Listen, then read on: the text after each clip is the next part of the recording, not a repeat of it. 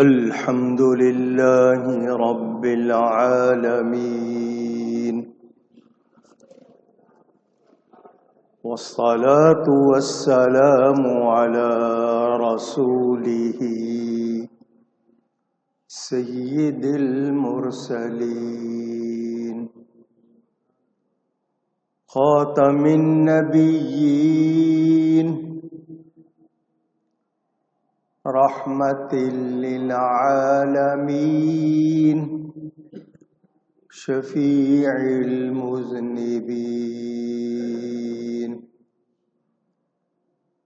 سيدنا ومولانا محمد رسول رب العالمين وعلى آله وصحبه أجمعين.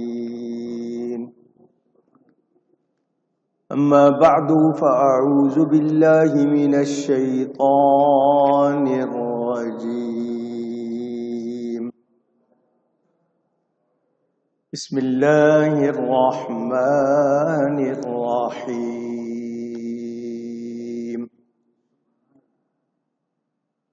وَإِذَا قِيلَ لَهُمُ اتَّبِعُوا مَا أَنزَلَ اللَّهُ قَالُوا بَلْ نَتَّبِعُ مَا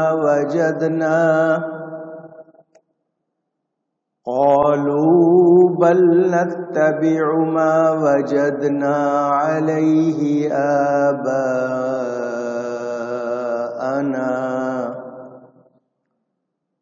أَوَلَوْ كَانَ الشَّيْطَانُ يَدْعُوهُمْ إِلَى عَذَابِ السَّعِيرِ.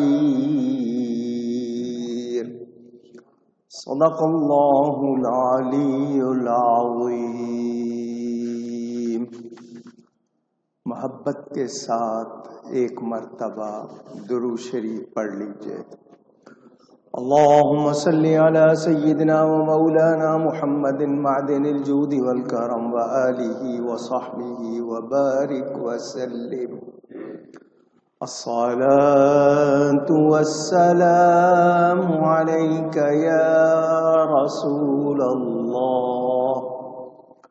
الصلاة والسلام عليك يا حبيب الله.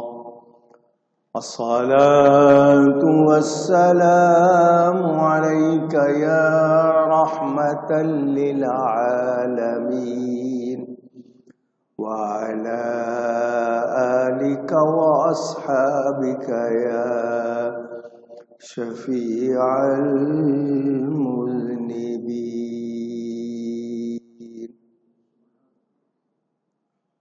حمد و صلات کے بعد قرآن کریم کی سورہ لقمان کی تفسیر کا بیان جاری ہے. اس آیت کے حوالے سے کچھ باتیں آپ تک پہنچا چکا ہوں. اللہ تعالیٰ ارشاد فرماتا ہے اور جب ان سے کہا جائے اس کی پیروی کرو جو اللہ نے اتارا تو وہ کہتے ہیں کیا کہتے ہیں؟ ہم تو اس کی پیروی کریں گے جس پر ہم نے اپنے باپ دادا کو پایا. کیا اگرچہ شیطان ان کو عذاب دوزخ کی طرف بلاتا ہو؟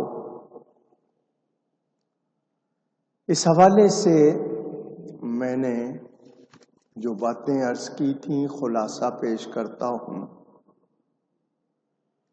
وہ لوگ جو جھگڑتے تھے، نزاع، ڈسپیوٹ، لڑائی کرتے تھے دین کے بارے میں مسلمانوں سے،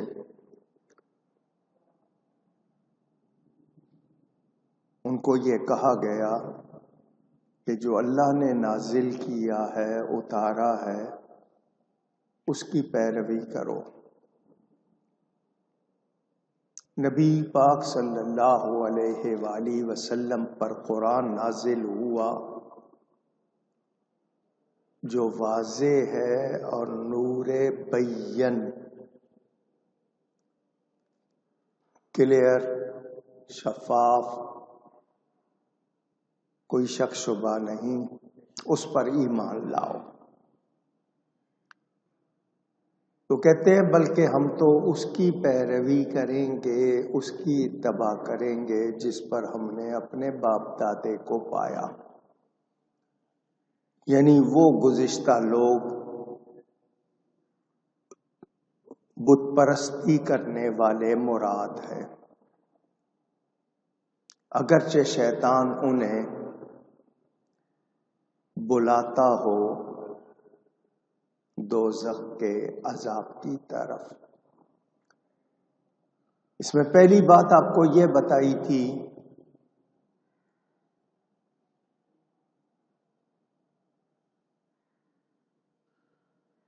کہ غلط ماں باپ ہوں، عقیدے کے لحاظ سے کافر ہوں، مشرک ہوں، غلط ہوں، تو ان کی پیروی نہیں کی جائے گی۔ اگر باپ دادا مسلمان ہیں، صحیح ہیں، تو ان کی پیروی کی جائے گی۔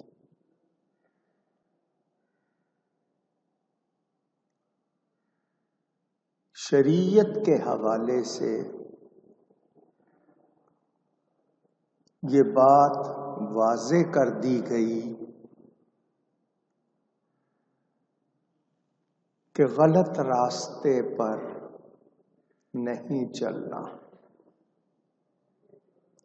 جو سیدھا سچا صحیح راستہ ہے جس کو ہم شریعت و سنت کہتے ہیں، اس پر چلنا ہے۔ اس حوالے سے میں نے تقلید کا مسئلہ آپ کو سمجھایا تھا۔ ہم لوگ مقلد ہیں۔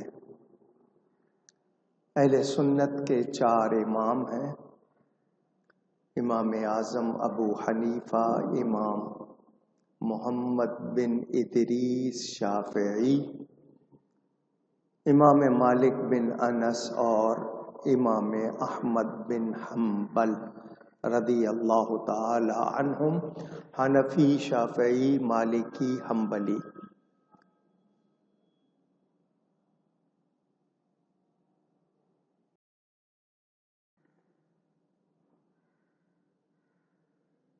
ان چاروں کی تقلید کی جاتی ہے۔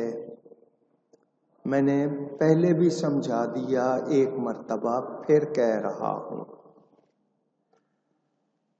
تقلید کا مطلب کسی کو دین کا سچا عالم مان کر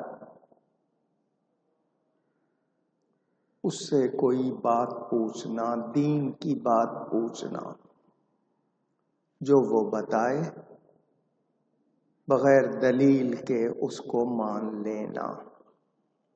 دلیل کی کیوں ضرورت نہیں ہے؟ اس لیے کہ اس کو سچا عالم مانا، وہ جو بتائے گا قرآن و حدیث سے صحیح صحیح بتائے گا۔ تقلید عقائد میں، عقیدوں میں نہیں کی جاتی،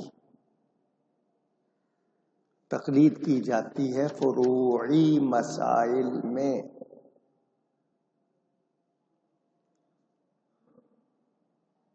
جو لوگ تقلید نہیں کرتے ان کو غیر مقلد کہتے ہیں۔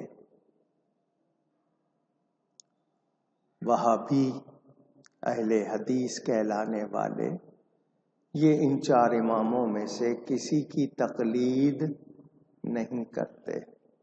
یہ چاہتے ہیں ان کا کہنا مانا جائے، یہ کسی کا کہنا نہ مانے۔ کہتے ہیں ہم قرآن حدیث کو مانتے ہیں، تو حدیث بھی صرف وہ مانتے ہیں جو ان کو پسند آئے، ہر حدیث کو یہ مانتے نہیں۔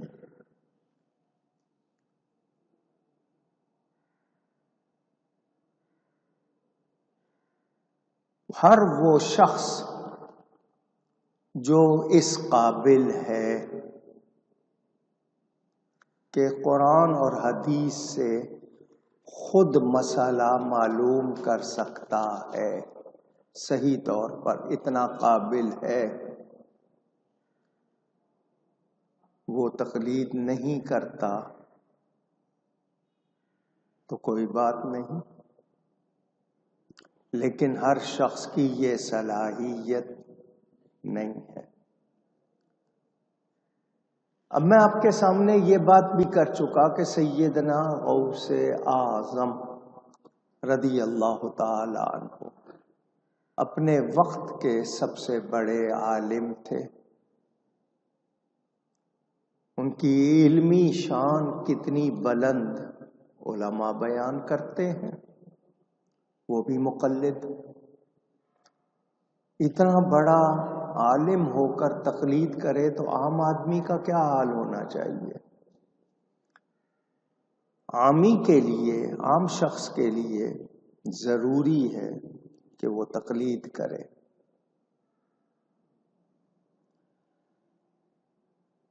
نبی کریم صلی اللہ علیہ وآلہ وسلم کے اقوال کریمہ، ان کی باتیں جو انہوں نے ارشاد فرمائی،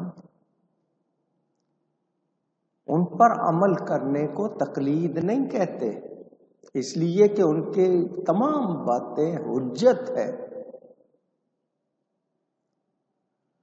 وہ غیر مقلد جو کہتے ہیں ہم نبی پاک کے مقلد ہیں، کہاں سے ہیں؟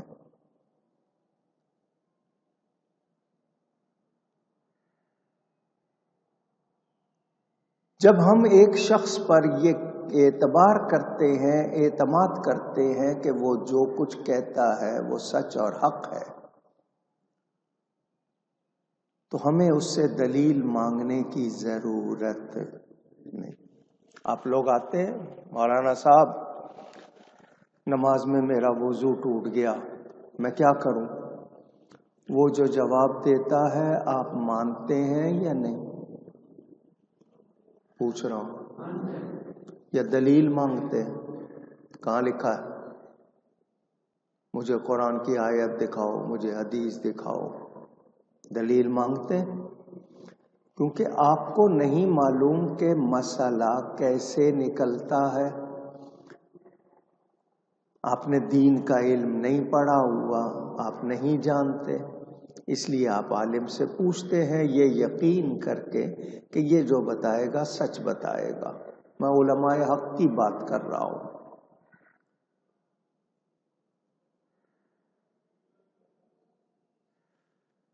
اب اس آیت کو پڑھ کر جو میں نے آج پڑھی ہے ابھی، کچھ لوگ یہ کہتے ہیں